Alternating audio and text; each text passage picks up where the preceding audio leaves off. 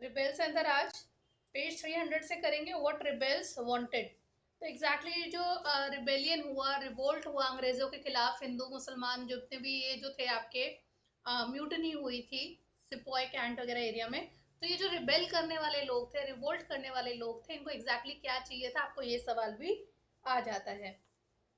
As victors, the British record their own trials and tribulation as well their heroism. अब एक बात याद रखना, 1857 का रिवोल्ट हमारे लिए हम कहते हैं कि हिंदुस्तानियों की लड़ाई थी, हिंदुस्तानियों ने अपनी हकों के लिए लड़ाई करी थी, पर अंग्रेजों के लिए क्या था, ये हिंदुस्तानी लोगों का अटैक था। ठीक है, जिसमें वो हिंदुस्तानी लोगों को एक नेगेटिव वे में दिखा रहे हैं और अपने आप को हीरो दिखा रहे हैं। और इंडिया वाले क्या कर रहे हैं, वो ब्रिटिशर्स को नेगेटिव दिखा रहे हैं, अपने आप को हीरो दिखा रहे हैं। तो दोनों साइड से अपने अपने पर्सपेक्टिव चल रहे थे। मुस्कान, आप रीड करो।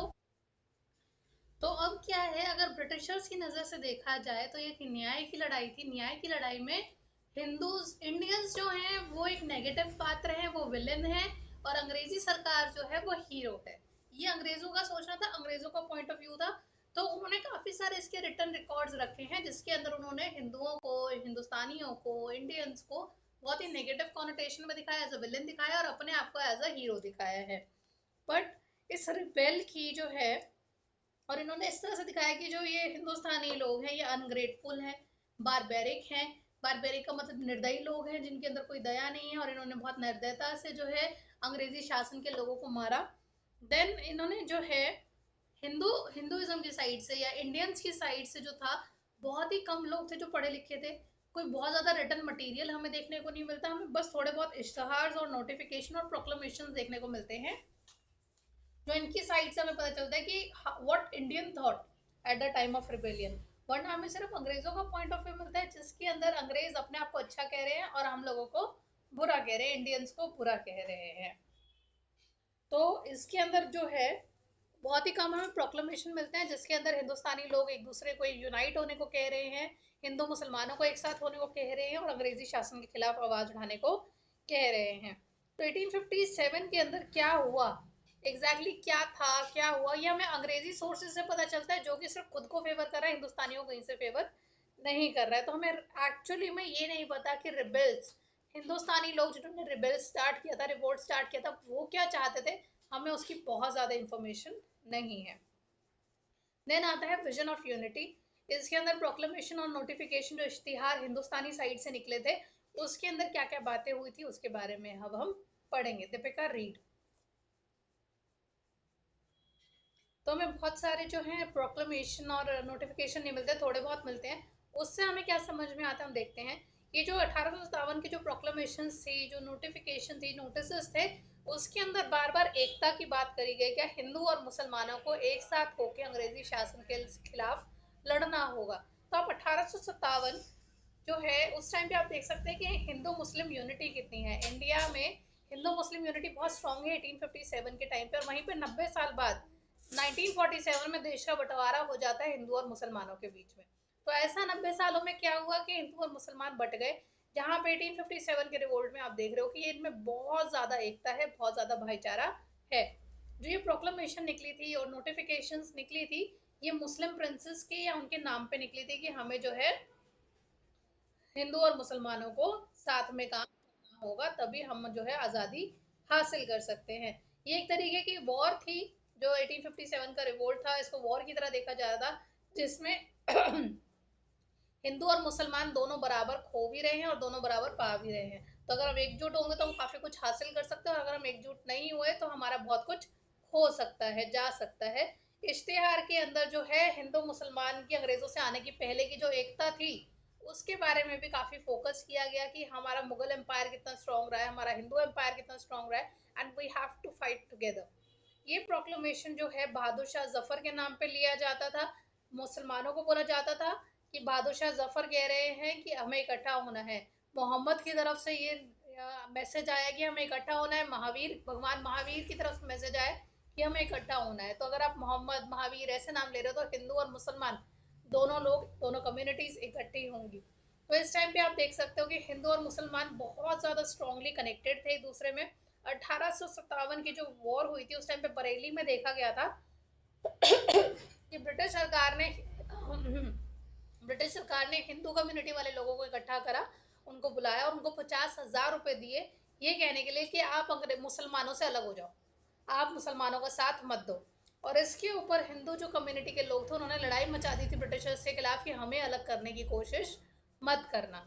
तो इस टाइम पे आप 1857 के रिवोल्ट में देख सकते हैं कितनी ज्यादा यूनिटी है। इसीलिए सोर्स 5 भी जो है आपका आजमगढ़ प्रोक्लेमेशन ये पेपर में आया हुआ है। आजमगढ़ प्रोक्लेमेशन अगेन आपका जो है यूपी के अंदर एक मुस्लिम एरिया है जहाँ पे लोगों एक नोटिस इशू हुआ 1857 के रिवोल्ट के टाइम पे, जिसमें लोगों को इकट्ठा होने की बात करी जा रही है, यूनाइट होके जो है अंग्रेजी शासन के खिलाफ लड़ने की बात करी जा रही है। मुस्कान इसको रीड करो।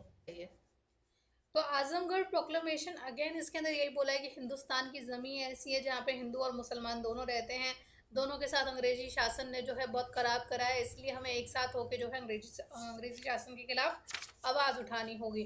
तो इसके अंदर इन्होंने जो है आजमगढ़ प्रोक्लेमेशन में 5 सेक्शन निकाले कि जमींदार को क्या क्या करना होगा, ट्रेडर्स मर्चेंट्स को क्या क्या करना होगा, पब्लिक सर्वेंट्स को क्या क्या करना होगा, आर्टिसंस को क्या क्या करना होगा, पंडित फकीर और लर्नेड पर्सन है उनको भी क्या क्या करना होगा, उनके लिए रिस्पॉन्सिबिलिटीज दी गई हैं। देन सोर्स नंबर 6 आता है what the sepoys thought. This is one of the petition और application of a rebel sepoy that have survive.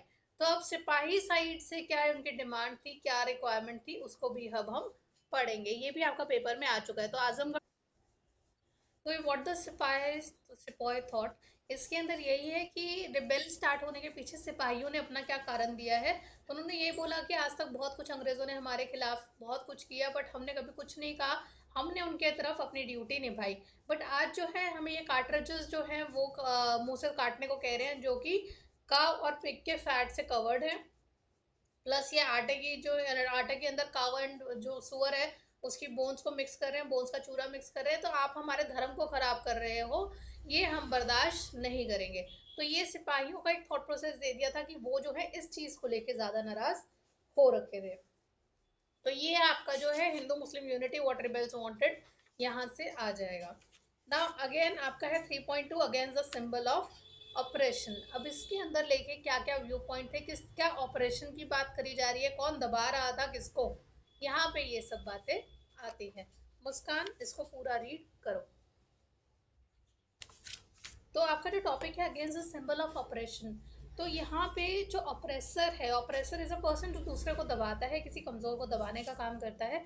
So it is not just the Britishers that were consider as oppressor, it was money lenders, zamindars, the अमीर section of the society, जिसको ऐसा माना जाता था कि ये आम जनता को दबाते हैं। तो हर उस बंदे के खिलाफ अगेंस्ट इन्होंने ऑपरेशन करा, नॉट जस्ट द ब्रिटिशर्स। तो इसके अंदर इन्होंने सबसे पहली बात फिरंगी राज को अटैक किया। फिरंगी राज का मतलब ब्रिटिश रूल को ये अटैक करते थे, जिसके अंदर उन्होंने ये बोला कि जब से अंग्रेज आए हैं इन्होंने हमेशा हमारे साथ गलत ही करा है, इन्होंने हमारा जमीनें छीन ली, चाहे अमीर जमींदार और गरीब जमींदार हो सबको ये कर दिया, अपना बिजनेस लेकर आ गए। इनकी बिजनेस की वजह से जो है हमारे ट्रेडिशनल जो हैंडीक्राफ्ट है, वीवर्स है, वो सारे डूब गए। तो इन्होंने सबसे पहला अटैक इनको करा। तो इन्होंने प्रोक्लेमेशन जो स्टार्ट किया, इन्होंने ये बोला कि एक तो हमारे धर्म से पंगे ले रहे हैं, हमारे एडमिनिस्ट्रेशन से पंगे ले रहे हैं, तो अंग्रेजों को तो हमने हटाना है और हम अपने आप को क्रिश्चियनिटी में कन्वर्ट नहीं होने देंगे। तो सारे धर्म के लोग इकट्ठे आ गए और अंग्रेजी के शासन के खिलाफ हो गए। उसके बाद इनको जो जो अंग्रेजों का साथी दिखा, जो हिंदुस्तान में रहकर भी अंग्रेजों का साथ दे रहे, इन्होंने उनके ऊपर भी अटैक करना शुरू करा, जिसके अंदर बड़े जमींदार थे, अमीर लोग थे, शहरी लोग थे, उनके ऊपर भी अटैक करना शुरू करे। एंड उनकी जो है अकाउंट्स बुक जला दी गई, उनके घर तोड़ दिए गए। हर वो बंदा जो किसी को दबाएगा, किसी छोटे जो है इंसान को क्लास वाइज दबाएगा, तो उसके ऊपर अटैक इन्होंने करा। अब नाउ अटैक तो कर दिया, सब कुछ फ्लॉप कर दिया, अंग्रेजी शासन हटा दिया, सब कर दिया, चलो आपकी सारी बात मानी, जमींदार हट गए। बट अब लीड कौन करेगा ये किसी को नहीं पता। ठीक है, लड़ाई मचानी थी मचा दी, अब आगे क्या करना है ये किसी को नहीं पता।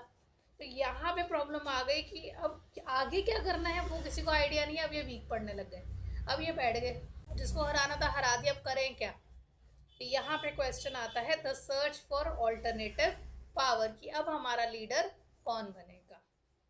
दीपिका ठीक। तो 1857 का जब रिवोल्ट हुआ, ब्रिटिश रूल जो था, ब्रिटिश राज जो था एक तरह से पूरी तरह से कोलैप्स कर गया था। और दिल्ली, लखनऊ और कानपुर में जो मुगल शासन के अंडर जिस तरह का सेटलमेंट था, जिस तरह का एडमिनिस्ट्रेशन स्टाइल था, आर्मी स्टाइल था, जिस तरह से कोर्ट स्टाइल था, वो सब स्टैब्लिश करने की कोशिश करी गई। तो ये बहुत शॉर्ट लिव था क्योंकि अंग्रेजों ने दोबारा से इन इलाकों को अपने अंडर कर लिया था। तो ये अपने पुराने कल्चर पर चले गए थे। इन्होंने पुराने जितने भी इनके जो थे अग्रीमेंट्स थे या फिर पुराने अरेंजमेंट थे, पुराना जो टैक्स कलेक्शन का तरीका था अंग्रेजों के आने से पहले का, वो सारा इन्होंने स्टार्ट करा। इन्होंने जो है 18th सेंचुरी का जो मुगल कोर्टशिप पीरियड था उसको सारा का सारा इन्होंने असेंबल कर दिया था। और इन्होंने कोशिश की थी कि अब हम अंग्रेजों को वापस पावर में नहीं आने देंगे। पर क्या अंग्रेज लोग मानते? नहीं, उनको तो पावर में आना था। अब उन्होंने धीरे धीरे अपने आप को गैदर करा 1857 से 1857 के एंड तक आते आते, और उन्होंने रिप्रेशन का तरीका ढूंढा जिसमें उन्होंने अंग्रेजी सरकार ने जो आपकी इंडियन की म्यूटिनी थी, इंडिया के जो सिपाही थे या बाकी सब लोग थे उनको दबाना स्टार्ट करा। तो आपको क्वेश्चन आ जाएगा कि किस तरह से, what were the steps taken by the British army या British people to stop the rebellion, to repress the rebellion. तो यहाँ से आपको क्वेश्चन आता है पेज 305। तो आपको इसके अंदर मैं समझाती हूँ। ब्रिटिशर्स को बहुत मुश्किल हुई थी, इनका ये इतना आसान नहीं था रिबेलियन को कंट्रोल करना, but yes they did took some steps. तो इन्होंने सबसे पहले नॉर्थ इंडिया को जो है सेक्शन को कंट्रोल में लेने की कोशिश करी। इन्होंने बहुत सारे कानून पास करे, a series of laws to help them quell the insurgency by a number of act passed in May and June। इन्होंने मई और जून के टाइम पीरियड में बहुत सारे नए कानून निकाले। नॉर्थ इंडिया में इन्होंने मार्शल लॉ लगा दिया, अंडरलाइन कर लेना मार्शल लॉ। मार्शल लॉ क्या होता था कि मिलिट्री ऑफिसर्स को इतनी पावर दे दी गई थी कि आपको कोई भी हिंदुस्तानी सस्पेक्ट लगता है कि ये दंगा भड़का सकता है, गोली मार दो। ठीक है, तो मार्शल लॉ लगा दिया कि किसी को जो है आप जेल में भी डाल सकते हो, किसी को गोली भी मार सकते हो। अंग्रेजियों को, अंग्रेजी शासन के लोगों को ये पावर दे दी गई थी। एंड इसके अंदर जो है सीधा एक पनिशमेंट दे दी, गोली मार देना, आपको जो लगता है आपके अगेंस्ट बोल रहा है।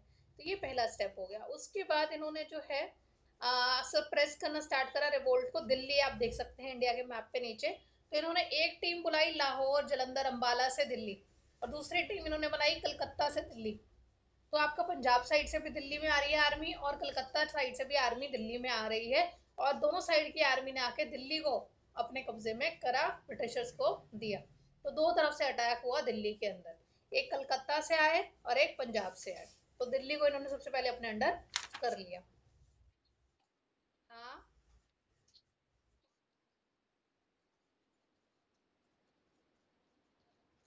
जितनों को मारा भी, और जितना मार सकते थे मारा भी। मतलब कि ये हुआ कि सबको भगा दिया या मार दिया, जितने उनको वहां पे मिले।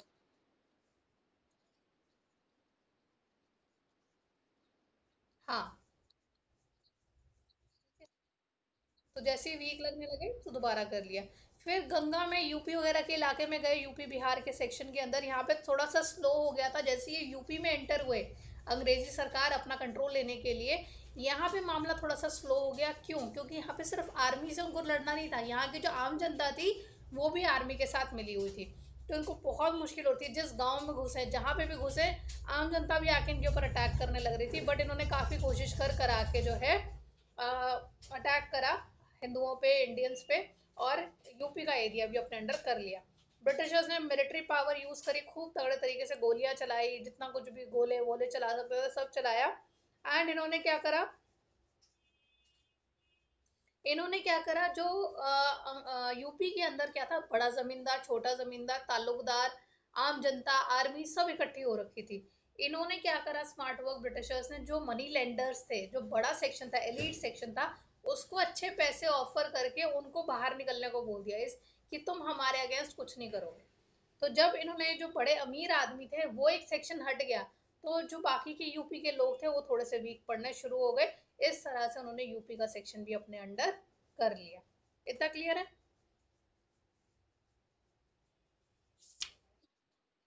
ठीक है। इसमें ये फोटोग्राफ्स तो नहीं आएंगी, ठीक है। इमेजेस ऑफ रिवोल्ट में नेक्स्ट क्लास में कराऊंगी, और उसके साथ हमारा ये चैप्टर खत्म हो जाएगा। ठीक है, बाय।